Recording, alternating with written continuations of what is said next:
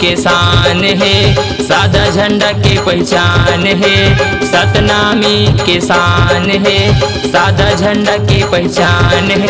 अब तो लहर लहर लहराबो मोरे गुरु के, मोरे बाबा के, मोरे गुरु के आगे है जन्मदिन सब मिलजुल के मनाबो।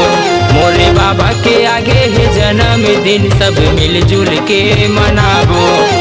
सतनामी के शान है, सादा झंडा के पहचान है।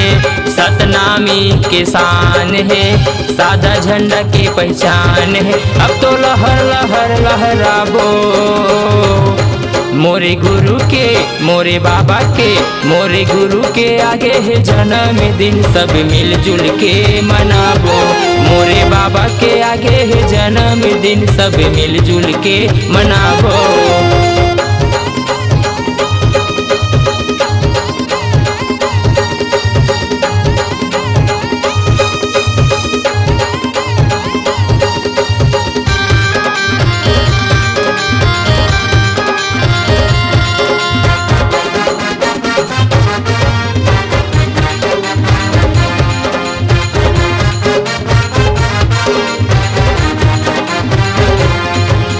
छत्तीसगढ़ के सबो जिला में जनती तोर मनाथन, लेके तोरे नाम लाजत खाम झंडा चढ़ाथन।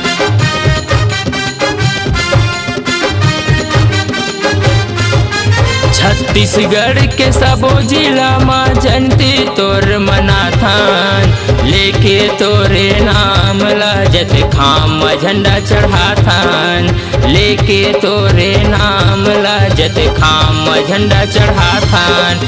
सतनामी के शान है, सादा झंडा के पहचान है।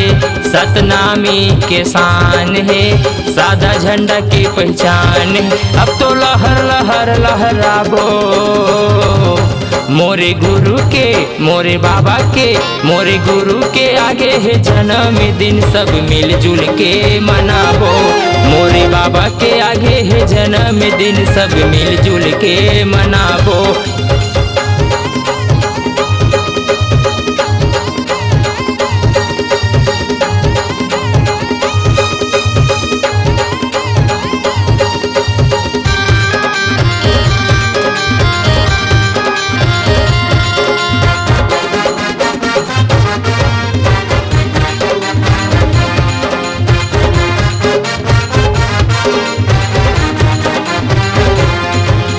अली गली अउ गाँव शहर में सादा के झंडा लहराबो।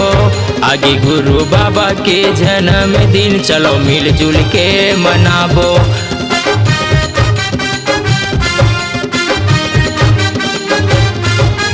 अली गली अउ गाँव शहर में सादा के झंडा लहराबो। आगे गुरु बाबा के जन्मदिन चलो मिलजुल के मनाबो। आगे घासी बाबा के जन्मदिन चलो मिलजुल के मनाबो। सतनामी के शान है, सादा झंडा के पहचान है। सतनामी के शान है, सादा झंडा के पहचान है। अब तो लहर लहर लहराबो मोरे गुरु के, मोरे बाबा के, मोरे गुरु के आगे है जन्मदिन सब मिलजुल के मनाबो।